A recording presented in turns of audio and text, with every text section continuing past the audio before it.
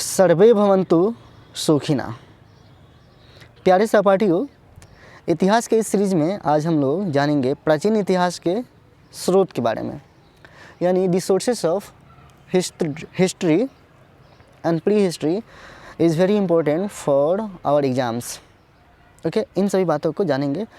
जैसे कल हम लोगों ने देखी थी लास्ट में प्रमुख युद्ध, यानी जो भी वॉर्स या बैटल्स हुए थे उन सबको देखी थी।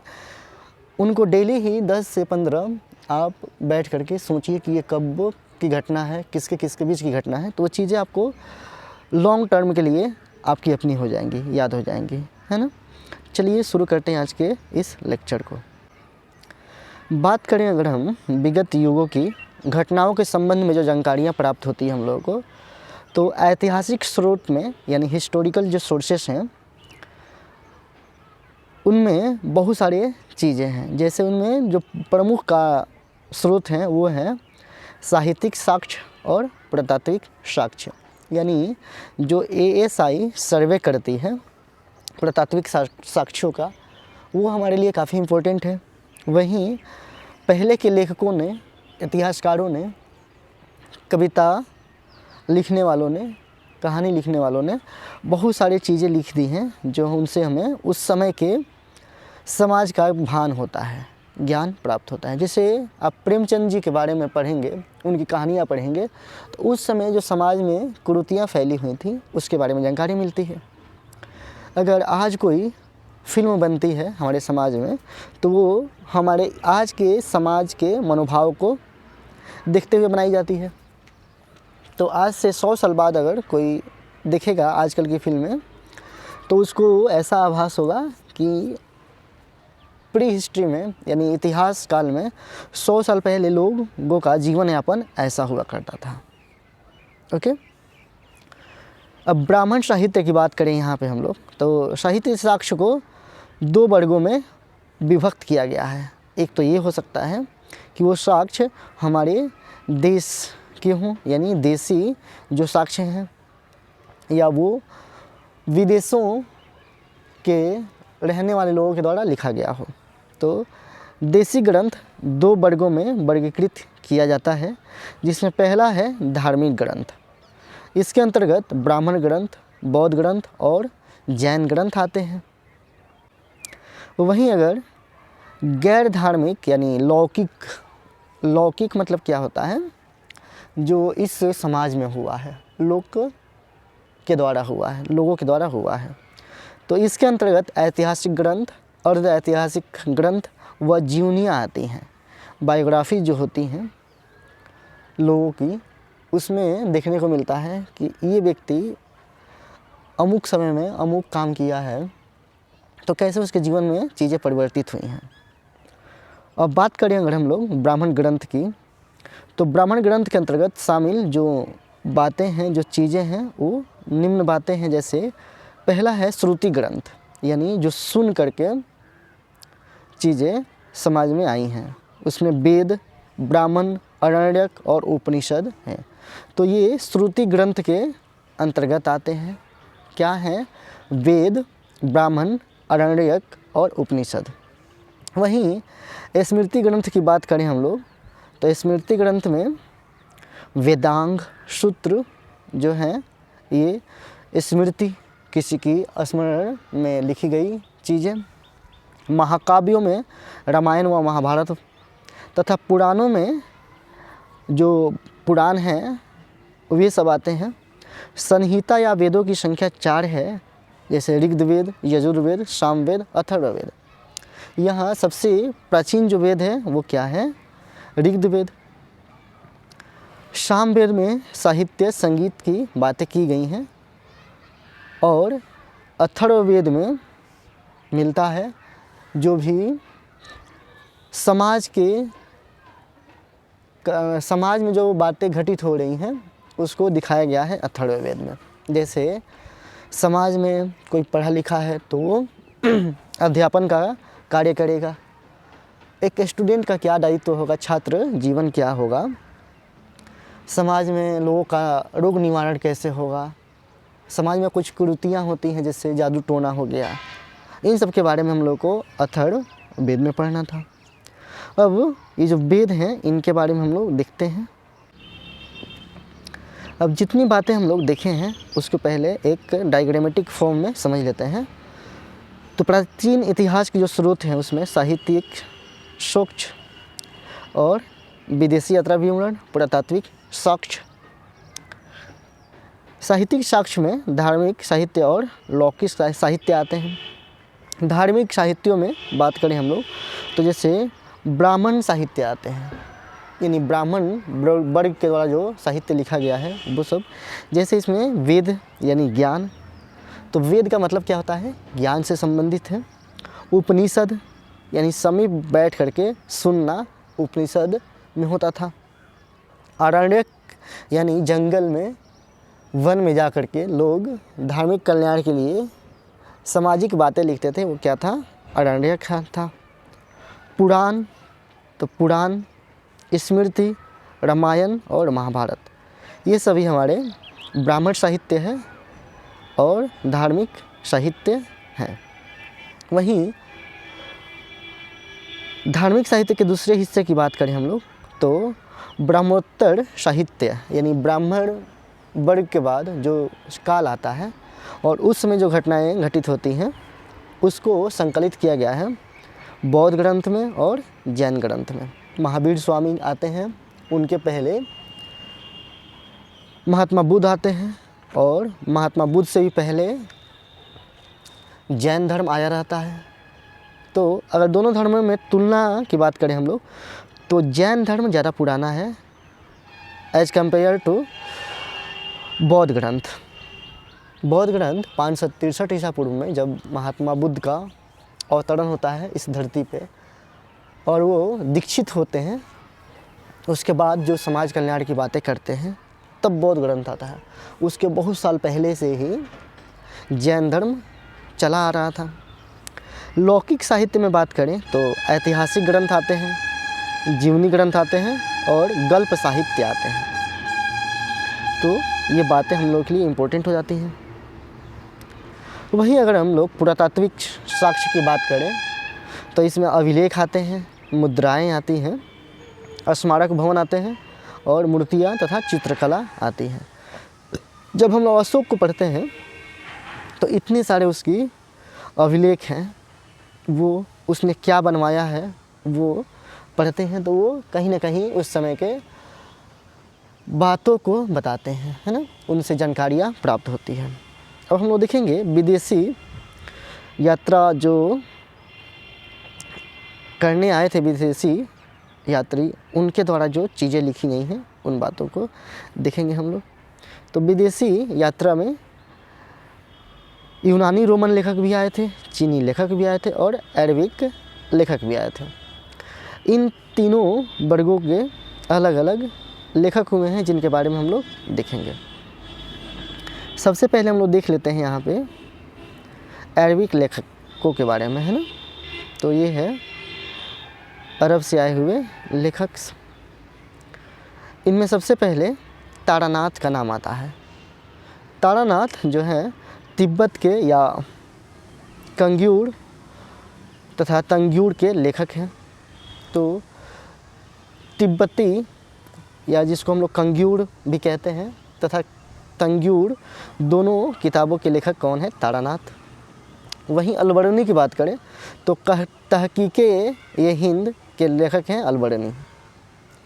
तहकीकात करना यानी खोजबीन करना, तो हिंद, इस हिंद की, भारत देश की तहकीकात यानी जानकारियाँ प्राप्त जो की अलबरनी ने, उसको एक किताब में लिखा और वही कहलाया गया तहकीक ए हिंद। इसके बाद चीनी लेखकों की बात करें तो चीनी लेखकों में यहाँ देखेंगे फाहियान है, शुंगयुंग है, हुएनसांग है, इत्सिंग है। इनके बारे में आगे चल कर के हम लोग डिटेल में भी पढ़ेंगे, लेकिन अभी ये वर्गीकरण हो रहा है तो चीज़ों को यहाँ समझ लेना अच्छी बात है, ताकि हम लोग एक ओवरव्यू समझ करके चले कि कौन से लेखक कहाँ से आए थे और उनका ग्रुप में देखना, मतलब ये है कि उनको साथ में याद हम लोग कर सकते हैं। वहीं यूनानी रोमन लेखकों की बात करें तो टेटियस टेसियस आए थे ईरान के। हेरोडेटस, जिनको इतिहास का पिता कहा जाता है, ये यूनानी रोमन लेखक थे। वहीं सिकंदर के साथ आने वालों में निर्याकस थे, आने सिक्रट्स और ऑस्ट्रियोबुलस थे। ये सभी लोग काफ़ी इम्पोर्टेंट है। जब आगे आएंगे तो निर्याकस का इम्पोर्टेंट रोल देखेंगे चंद्रगुप्त मौर्य के आसपास के समकालीन काल में। वहीं एस्ट्रोबुलियस को भी जानेंगे हम लोग, जब बिंबिसार आते हैं, बिंबिसार बोल दिया मैंने, बिंदुसार आते हैं, यानी चंद्रगुप्त मौर्य के पुत्र बिंदुसार आते हैं। मेगास्थनीज के बारे में हम लोग देखेंगे। मेगास्थनीज जिन्होंने इंडिका नामक किताब लिखी थी और मौर्य प्रशासन में क्या चीज़ें घटित हो रही थी उसके बारे में इन्होंने लिखा था। डाइमेकस को देखेंगे, डायनोसियस को देखेंगे, वहीं टॉलमी को देखेंगे। ये ज्योग्राफी के लेखक हुए टॉलमी, इनके बारे में। वहीं प्लिनी को भी पढ़ेंगे, जो नेचुरल हिस्टोरिका के लेखक रहे हैं। तो इतनी सारी बातों को हम लोग एक सीक्वेंसेस में देखते जाएंगे। अब देखेंगे हम लोग वेद के बारे में जानना चाहेंगे। वेद क्या है, कैसे है और क्यों है, इन सभी जानकारियों को हम लोग हासिल करेंगे। तो वेद जो है, सबसे पहले ये जानेंगे कि वेद भारत के सर्व प्राचीन धर्म ग्रंथ हैं। यानी सबसे पुरानी अगर जो धार्मिक बातें लिखी गई हैं वो किस में लिखी गई हैं? वेद में। और इसके जो संकलन करता है, संकलन करना मतलब कि इकट्ठा करके जानकारियों को एक किताब रूप में लिखना, उसका काम किया था महर्षि कृष्ण द्वैपायन वेदव्यास ने। तो महर्षि कृष्ण द्वैपायन वेदव्यास का नाम इम्पोर्टेंट है क्योंकि ये सबसे प्राचीन जो धर्म ग्रंथ है वेद, उसके लेखक कह सकते हैं हम लोग, है ना। संकलन करता एक लेखक की भांति ही चीज़ों को संकलित करके समाज के सामने लाता है। वेद का अर्थ होता है नॉलेज, यानी ज्ञान। इनसे आर्यों के आगमन व बसने का जानकारी मिलता है। तो आर्य कहाँ से आए थे, आकर के यहाँ बसे, यहाँ के निवासी हुए, उन सभी बातों को हम लोग जानते हैं इसके माध्यम से। तो वो क्या है? वेद के माध्यम से, है ना। वेद ये जानकारियाँ देता है। और आर्य कहाँ से आए थे? मध्य एशिया से आए थे। इन सभी बातों को जानेंगे। सबसे पहला जो वेद है वो वेद है हम लोगों का ऋग्वेद। तो ऋग्वेद के बारे में जानकारी प्राप्त करेंगे हम लोग। ऋग्वेद सबसे प्राचीनतम वैदिक ग्रंथ है। तो वेदों में 4 वेद की हम लोगों ने चर्चा की थी, ऋग्वेद, यजुर्वेद, सामवेद, अथर्ववेद। उनमें सबसे प्राचीन जो है वो है ऋग्वेद। और इसकी रचना जो है सप्त सैंधव के क्षेत्र में हुई थी। सप्त सैंधव जो अभी पंजाब का, अफ़गानिस्तान का, पाकिस्तान का हिस्सा है, वहाँ पे ऋग्वेद की रचना हुई थी। ऋग्वेद में 10 मंडल, 10 से 28 यानी 1028 श्लोक हैं, जिसमें से 10 से 17 सूक्त हैं और 11 वाल्खिल्य हैं। और वहीं इनमें बात करें हम लोग दूसरी बातों को, तो इसमें बहुत सारे क्या हैं? मंत्र हैं। 10,600 के आसपास इसमें मंत्र हैं।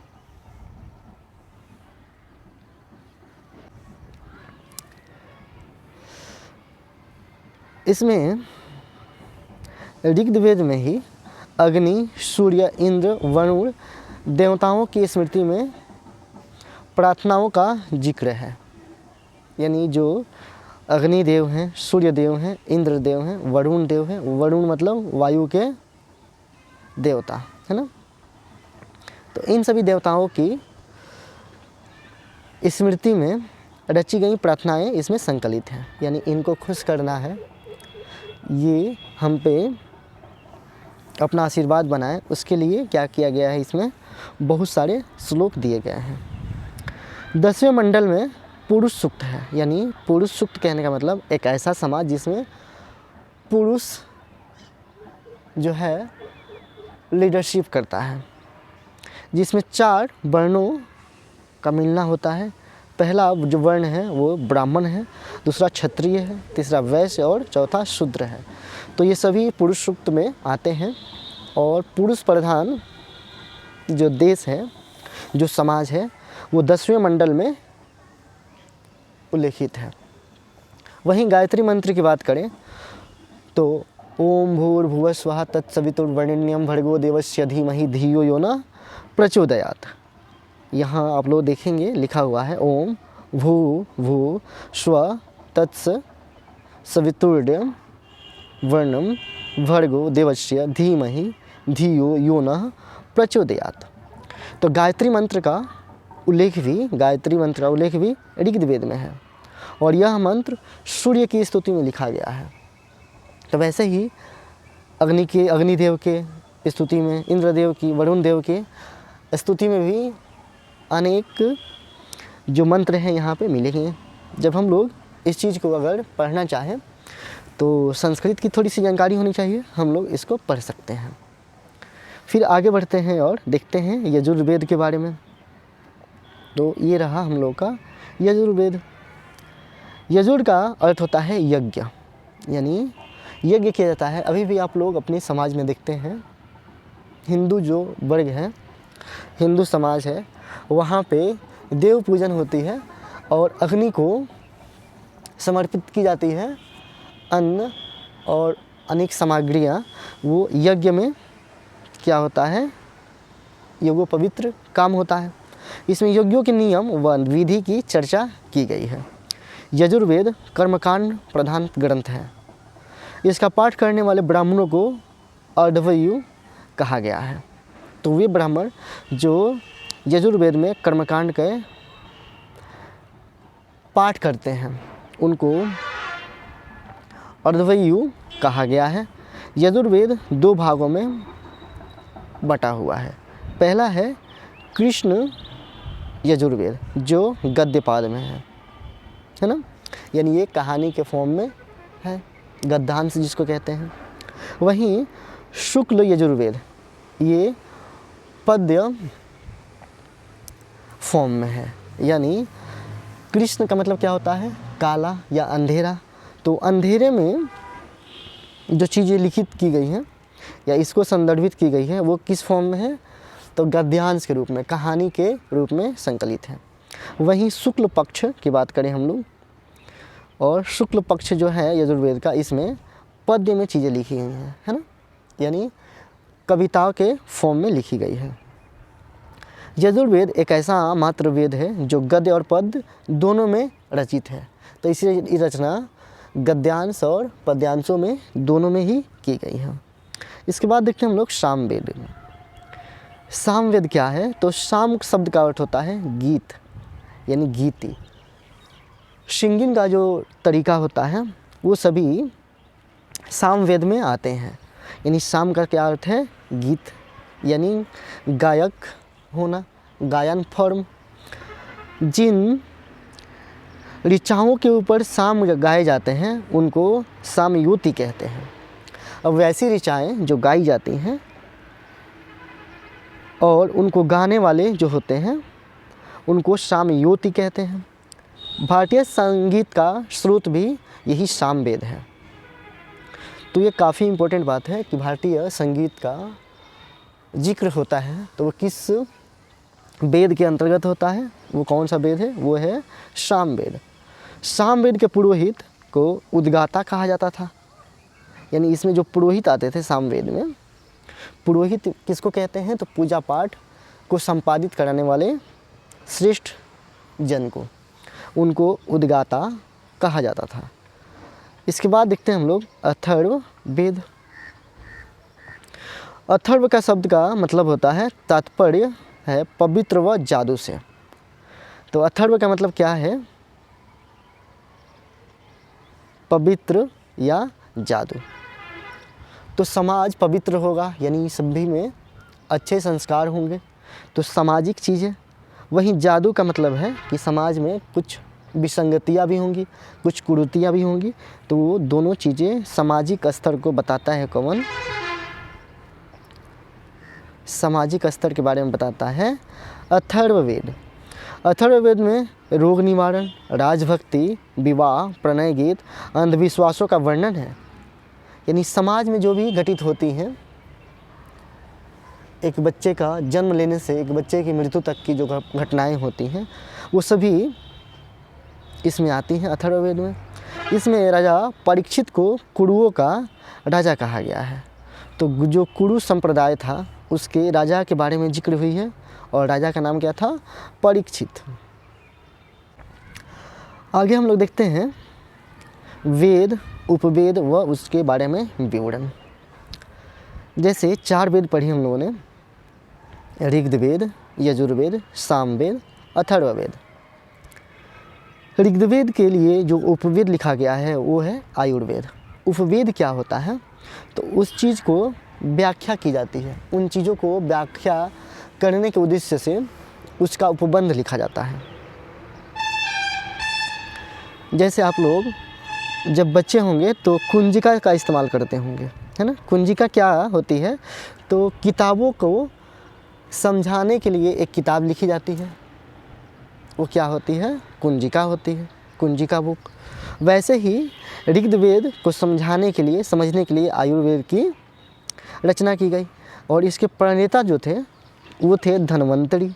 धन्वंतरी का नाम आप लोग सुने हैं कि ये रोग निवारक कार्य किए हैं, यानी ये चिकित्सा शास्त्र से संबंधित थे। कौन? धन्वंतरी। वहीं यजुर्वेद की बात करें तो इसका उपवेद है धनुर्वेद और इसके प्रणेता जो हैं वो है विश्वामित्र ऋषि। विश्वामित्र जी इसके प्रणेता हैं। अब विश्वामित्र जी राम लक्ष्मण को ले जाते हैं वन में और धर्मशास्त्र के साथ साथ ही युद्ध कला की भी शिक्षा देते हैं, यानी युद्ध कला से संबंधित है यजुर्वेद, राजा से संबंधित होगा। फिर सामवेद जो है इसके उपवेद की बात करें तो वो है गांधर्व वेद। गंधर्व के बारे में हम लोग सुने हैं, जो ओजस्वी पूर्ण होता है वो गंधर्व होता है। यानी कौन होगा इसमें? जो राजा पुत्र होगा, राजपुत्र होगा, जो समाज में युवा वर्ग होगा, वो सभी किस में आएंगे? गंधर्व में। जैसे कोई जो अपनी पीड़ा, अपने मनोभाव को बताता है तो गीत के माध्यम से बताता है ना। यानी युवा वर्ग ही इसमें लिप्त ज़्यादा होता है। कोई बुढ़ापे में तो गाना गाता नहीं है, कोई बुढ़ापे में उतना इन सब बातों पे ध्यान नहीं देता है, वैसे ही कोई बचपन में भी इन सब बातों पे ध्यान नहीं देता है। यानी युवा वर्ग से संबंधित कौन सा वेद हो जाएगा? सामवेद। और युवा को क्या बोलेंगे? गंधर्व। भरत मुनि इसके प्रणेता हैं। इसमें कला, संगीत से संबंधित बातें दी हुई हैं। वहीं अथर्ववेद की बात करें तो इसमें इसका जो उपवेद है वो है शिल्प वेद। और शिल्प जो होता है, शिल्पकार आप लोग जानते हैं भवन निर्माण को करता है और समाज में जो भी बिल्डिंग्स बनते हैं, जो रचनाएं होती हैं वो सब इसके अंतर्गत आते हैं। विश्वकर्मा जी को, भगवान विश्वकर्मा को इसके प्रणेता के रूप में देखा जाता है। वहीं इसके जो विवरण हैं वो भवन निर्माण और कला से संबंधित है। आगे हम लोग देखते हैं ब्राह्मण ग्रंथों के बारे में। तो ये है हमारे पास ब्राह्मण ग्रंथ का लिस्ट। प्रत्येक वेद की जो गद्य रचना है वो ब्राह्मण ग्रंथ ही है। तो जो भी वेद है उसकी गद्य रचना, गद्य यानी गद्यांश, कहानीकार फॉर्म, तो वो जो भी वेद में ये सब बातें हैं वो किस में है? ब्राह्मण ग्रंथ से हैं। वही प्रत्येक वेद के साथ कुछ ब्राह्मण भी जुड़े हुए हैं। किस ब्राह्मण का संबंध किस वेद से है उसमें देखेंगे। ऋग्वेद से संबंधित है कौशिकी और ऐतरेय। तो ऐतरेय ऋषि ऐतरेय और कौशिकी ये दोनों संबंधित है ऋग्वेद से। वहीं यजुर्वेद की बात करें तो यहाँ तैत्तिरीय व शतपथ जो हैं संबंधित है यजुर्वेद से। सामवेद की बात करें हम लोग तो इसमें पंचवीस और जैमिनीय दोनों जो हैं संबंधित हैं अथर्ववेद से। वहीं सामवेद से संबंधित है पंचवीस और जैमिनीय। वहीं अथर्ववेद की बात करें तो गोपथ ब्राह्मण जो हैं संबंधित हैं अथर्ववेद से। आगे देखते हैं हम लोग यहाँ पे अरण्यक। अरण्यक का मतलब होता है जंगल संबंधित, वन से संबंधित। तो अरण्यक शब्द का जो बना हुआ रूप है वो अरण्य से बना है, जिसका अर्थ होता है जंगल या वन। अरण्यक दार्शनिक ग्रंथ है, यानी दर्शन से संबंधित यहाँ पे बातें मिलती हैं, जिसके विषय में आत्मा, परमात्मा, जन्म, मृत्यु, पुनर्जन्म आदि शब्द आते हैं। यानी ये दार्शनिक बातें हैं। आत्मा, परमात्मा, मोक्ष, परोक्ष, है ना, परमात्मा, जन्म, मृत्यु और पुनर्जन्म का होना, ये सभी अंग हैं किसके? अरण्यक दार्शनिक ग्रंथ के। ये ग्रंथ जंगल के शांत वातावरण में लिखे जाते थे और इनका अध्ययन भी जंगल में ही होता था। तो जंगल में ही इसका अध्ययन किया जाता था। अरण्यक जो है ज्ञान मार्ग व कर्म मार्ग के बीच एक सेतु का निर्माण करता है। तो अगर आप में ज्ञान हुआ, फिर आप अपना कर्म कीजिएगा, दोनों के बीच जो रिलेशन स्थापित करता है वो कौन है? अरण्यक है। इसके बाद देखते हैं हम लोग उपनिषद के बारे में। तो ये रहा हम लोग का उपनिषद। उपनिषद को जानते हैं तो इसका शाब्दिक अर्थ होता है कि उस विद्या को हम लोग ग्रहण करेंगे जिसमें एक गुरु होगा और गुरु के समीप बैठ करके एकांत में शिक्षा अर्जित करना क्या है? उपनिषद का मेन हिस्सा है। इसमें आत्मा और ब्रह्मा के संबंध में दार्शनिक चिंतन किए गए हैं। ये भारतीय दार्शनिकता के मुख्य स्रोत भी हैं। जैसे हम लोग जानते हैं कि उपनिषदों की संख्या कितनी है? 108 है। तो 108 उपनिषद हैं और इन्हें वेदांत भी कहा जाता है। उपनिषद को हम लोग वेदांत के नाम से भी जानते हैं, क्योंकि ये वैदिक साहित्य का अंतिम भाग है और ये वे वेद हैं जो समाज का सर्वोच्च व अंतिम उद्देश्य बतलाए गए हैं। यानी वेदांत में जो वैदिक साहित्य का अंतिम भाग है, ये वेदों का सर्वोच्च व अंतिम उद्देश्य बतलाते हैं। यानी किसी चीज़ को हम लोग पढ़ते हैं तो उसका उद्देश्य जानते हैं कि इससे क्या चीज़ें हम लोग सीखे हैं, इससे क्या फ़ायदा होने वाला है। तो उसका उद्देश्य क्या है लिखने का, अगर वो सार गर्भित हो रहा है हम लोगों के जीवन में, हम लोग उसको समझ पाते हैं, यही सबसे बड़ी हासिल है हम लोगों के लिए। सत्यमेव जयते भारत का जो राष्ट्रीय वाक्य है, ये मुंडकोपनिषद से लिया गया है, जो क्या है? उपनिषद है। तो यहाँ इम्पोर्टेंट बात है क्या? मुंडकोपनिषद, यहाँ से क्या लिया गया है? भारत का सत्यमेव जयते, जो क्या है? राष्ट्रीय आदर्श वाक्य है। आगे देखते हैं हम लोग वेदांग के बारे में। तो वेदों को समझने के लिए, इसके अर्थ को समझाने के लिए व इसमें जो सूक्तियाँ इस्तेमाल हुई हैं उसका सही उच्चारण हम लोग कर सकें, इसके लिए वेदांग की रचना की गई है। जैसे संस्कृत को पढ़ना थोड़ा सा टफ लगता है, कोई श्लोक है उसको पढ़ना थोड़ा सा टफ इसलिए होता है कि हम लोग संधि विच्छेद नहीं कर पाते हैं। अगर संधि विच्छेद कर पाए हम लोग तो चीज़ों को पढ़ना आसान हो जाएगा। तो वेदों को समझने के लिए वेदांग का रचना किया गया है। वेदांग कितने हैं इस बात की चर्चा करेंगे हम लोग। तो 6 जो हैं वेदांग हैं। कौन कौन सी बातें हैं जिसको सीख करके हम लोग जान सकते हैं कि वेदों को कैसे पढ़ना है। सबसे पहला शिक्षा अर्जित करें हम लोग। तो मानव मात्र को क्या करना है? पहले शिक्षा अर्जित करना है, यानी वैदिक वाक्यों के स्पष्ट उच्चारण है तो इसका निर्माण हुआ है शिक्षा का। शिक्षा जो हम नहीं जानते हैं उसे जान लेना क्या है? शिक्षा है। और दीक्षा जो हम लोग जानते हैं, जो सीखे हैं, उसको जीवन में इस्तेमाल करना, जीवन में प्रयोग में लाना, प्रायोगिक रूप ही क्या है? दीक्षा है। तो जब तक हम लोगों में ज्ञान की प्राप्ति नहीं होगी, हम लोग किसी चीज़ को सही तरीके से नहीं कर पाएंगे। वैसे ही पढ़ना अगर बात है वेदों को, तो जब तक इसके बारे में ज्ञान नहीं होगा उसको कैसे पढ़ सकता है इंसान। इसके बाद है कल्प। वैदिक कर्मकांडों को संपन्न कराने हैं तो वेदों विधि जो है और नियम है वो कल्प के अंतर्गत आता है ना। तो वैदिक कर्मकांड यानी जो भी हम लोग के वैदिक कर्मकांड हैं वो कैसे संपादित हो, उसके लिए जो कुछ नियम होंगे, विधि होंगी, वो कल्प के अंतर्गत आते हैं। फिर है व्याकरण। व्याकरण का डिफिनेशन सभी लोग जानते हैं, यानी चीज़ों को सही रूप से उच्चारित करना, समझने के लिए उसका ज्ञान होना और प्रायोगिक रूप जानना ही क्या है, व्याकरण है। तो इसमें नामों व धातुओं की रचना, उपसर्ग प्रत्यय का प्रयोग व नियम है। वहीं बात करें हम लोग निरुक्त की, तो निरुक्त क्या है इसको समझते हैं। निरुक्त का अर्थ होता है शब्दों के व्युत्पत्ति हेतु नियम। यानी भाषा शास्त्र का प्रथम जो ग्रंथ है वही माना जाता है क्या, निरुक्त। भाषा की जानकारी होना काफ़ी इम्पोर्टेंट है। हम लोग किसी दूसरे समाज में जाते हैं, जैसे अगर मैं बिहार से होकर के चला जाऊं तमिलनाडु, मैं तमिलनाडु से होकर चला जाऊं श्रीलंका, श्रीलंका से होकर के चला जाऊं मैं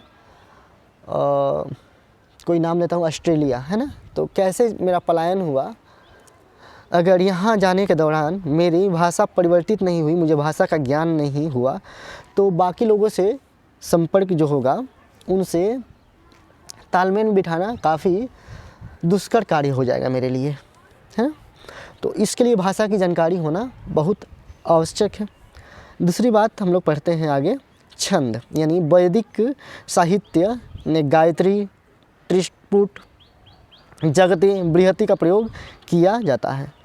तो वैदिक साहित्य में गायत्री, त्रिष्टुप, जगती, बृहस्पति का प्रयोग किया जाता है। और वहीं अंतिम में देखते हैं हम लोग ज्योतिष। तो ज्योतिष क्या है इस बात को समझते हैं। इसमें ज्योतिष शास्त्र के विकास को दिखाया गया है। इसके प्राचीनतम आचार्य जो है लगथ मुनि थे। तो ये नाम देखिए कितना इम्पोर्टेंट है, लगथ मुनि। ज्योतिष शास्त्र में अगर किसी व्यक्ति का नाम सबसे पहले आएगा तो उसका नाम क्या होगा, लगथ मुनि। आगे हम लोग देखते हैं सूत्र के बारे में। यज्ञों के विद्या के नियमों का संक्षेप में तथा व्यवस्थित रूप से प्रतिपादित करने के लिए कल्प सूत्रों का जन्म हुआ है। ये कल्प सूत्र 4 प्रकार के होते हैं। जैसे आप लोग जब मैथ पढ़ते हैं, यानी गणित पढ़ते हैं, फिजिक्स पढ़ते हैं, भौतिकी, तो इसमें चीज़ों को समझने के लिए हम लोग फॉर्मुलेट कर देते हैं उनको। फॉर्मुलेट मतलब आसान भाषा में कहें तो एक रिलेशन बताता है फार्मूला कि किसी क्वांटिटी का कोई एंटाइटी है, कोई वस्तु है, तो वो कैसे एग्जिस्ट करता है हमारे इस धरती पे, इस पृथ्वी लोक पे। उसको समझने के लिए हम लोग कुछ फॉर्मुलेशन फॉर्म इस्तेमाल करते हैं। और यही चीज़ें पहले के ज़माने में जब आर्यभट्ट हुआ करते थे तो ये चीज़ें छंदों के रूप में लिखी जाती थी। जो फॉर्मुलेशन का काम था उस समय सिर्फ और सिर्फ छंद के फॉर्म में लिखे जाते थे। तो सोचिए उस समय कितना दुष्कर कार्य होगा उन बातों को समझना। जैसे सूर्य और पृथ्वी के बीच का डिस्टेंस 150 मिलियन किलोमीटर है, तो इन बातों को समझने के लिए कितना समय लगा होगा जब वो छंद के रूप में पढ़ा गया होगा। अब यहाँ पे सूत्र क्या है, तो ये यज्ञों के विद्या के नियमों का संक्षिप्त रूप है और व्यवस्थित रूप भी कह सकते हैं इसको। पहला जो सूत्र है उसका नाम है स्रोत सूत्र। इनमें ब्राह्मण ग्रंथों में वर्णित स्रोत यानी वैदिक अग्नि में किए जाने वाले यज्ञ याग्निक अनुष्ठानों का वर्णन करते हैं। दूसरा है गृह सूत्र। गृह सूत्र में मनुष्य के समस्त लौकिक तथा पारलौकिक जीवन से संबंधित कर्तव्यों का वर्णन है। इसमें गृह व अग्नि में होने वाले यज्ञों का तथा उपनयन, विवाह, श्राद्ध आदि संस्कारों का विवरण है। इसके बाद है धर्म सूत्र। इसमें 4 वर्णों तथा चारों आश्रमों के कर्तव्यों, विशेष रूप से राजा के कर्तव्यों का विवेचना किया गया है। इसके साथ ही यह विभिन्न प्रकार के धार्मिक, सामाजिक, राजनैतिक कर्तव्यों, अधिकारों तथा कानूनों का वर्णन करता है। और अंतिम सूत्र है शुल्ब सूत्र। इसमें वेदी निर्माण की रीति का विशेष रूप से वर्णन है। आर्यों के प्राचीनतम ज्यामितीय संबंधी कल्पनाओं तथा गणनाओं के प्रतिपादक होने के कारण इनका अपना वैज्ञानिक महत्व है। तो ये सभी इम्पोर्टेंट बातें हैं किसके लिए? सूत्र के लिए। सूत्र यानी एक फॉर्म के रूप में इसका इस्तेमाल किया जाना होने के लिए। इसके बाद देखते हैं हम लोग प्राचीन आख्यानों से जो युक्त ग्रंथ हैं उनको पुराण कहते हैं। यानी पुराण के बारे में देखेंगे, क्यों ज़रूरी है ये भी जानेंगे हम लोग। तो प्राचीन आख्यानों से युक्त ग्रंथ को पुराण कहते हैं। भारतीय ऐतिहासिक कथाओं का सबसे अच्छा विवरण पुराणों से मिलता है। पुराणों का रचयिता लोमहर्ष और उनके पुत्र उग्रश्रवा माने जाते हैं। तो लोमहर्ष पिता और पुत्र उग्रश्रवा ने दोनों ने मिलकर पुराणों की रचना की थी और इसकी संख्या कितनी है? 18। पुराणों की संख्या है 18। इनमें सर्वाधिक प्राचीन व प्रमाणिक पुराण जो है मत्स्य पुराण है। तो मत्स्य पुराण जो है सबसे पुराना पुराण है, जिसमें विष्णु के 10 अवतारों का उल्लेख मिलता है। तो विष्णु के जो 10 अवतार हैं मत्स्य पुराण में ही मिलता है। कूर्म अवतार, वराह अवतार, है ना, रामा अवतार, इन सभी बातों का जिक्र जो है वो किस में हुआ है? पुराण के मत्स्य पुराण में। आगे हम लोग देखते हैं षड दर्शन, यानी जो 6 दर्शन हैं उसके बारे में जानेंगे। क्या क्या है षड दर्शन, इसको समझेंगे और इसके कौन से प्रवर्तक रहे हैं उस बात को भी जानेंगे। पहले ये समझते हैं कि यह आत्मा, परमात्मा व जीवन मृत्यु से संबंधित है। ये 6 जो दर्शन हैं ये हर व्यक्ति के जीवन काल में आएंगे। पहला है सांख्य। तो सांख्य दर्शन जो है कपिल मुनि के द्वारा सांख्य दर्शन का रचना किया गया है। वहीं योग दर्शन की बात करें तो ऋषि पतंजलि इसके प्रवर्तक हैं। वैशेषिक दर्शन की बात करें तो ऋषि कणाद इसके प्रवर्तक हैं। ऋषि कणाद ने ही सबसे पहले बताया था कि मानव शरीर कैसे बना है, किन किन परमाणुओं से मिल करके बना है। तो परमाणुओं का आधार इन्होंने सबसे पहले डिफाइन किया था।